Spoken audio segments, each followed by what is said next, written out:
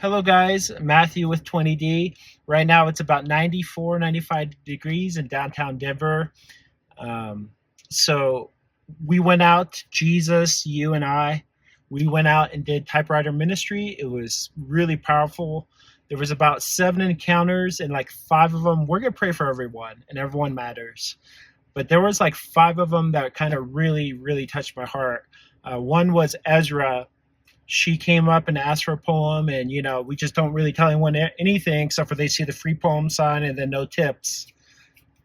uh, so she came up and asked for one, and when I read it to her, I'll share the poem, the writing with you. And when I read it to her, she just started bawling, and I guess she's been battling thoughts of suicide. She always tells herself, okay, get through the month, get through the week, get to the end of the year, all these different things.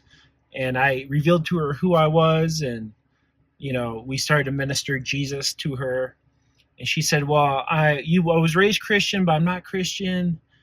And I just started to speak words of life into her. She let me pray for her right there on the spot, which was really powerful.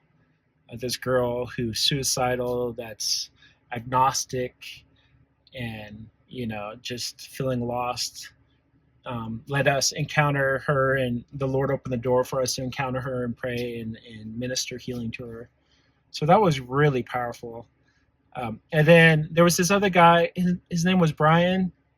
I could kind of tell that he maybe was gay, and he was in this big old group, but he was really cool. And it turns out he's a dancer, and he was here in Denver dancing. And I wrote in the poem something about his ankles and his feet. I think it was his ankles. But I asked him about his feet, and he mentioned that he was having issues and pains, and it's kind of limited him in a lot of different ways from him to be able to do what he does.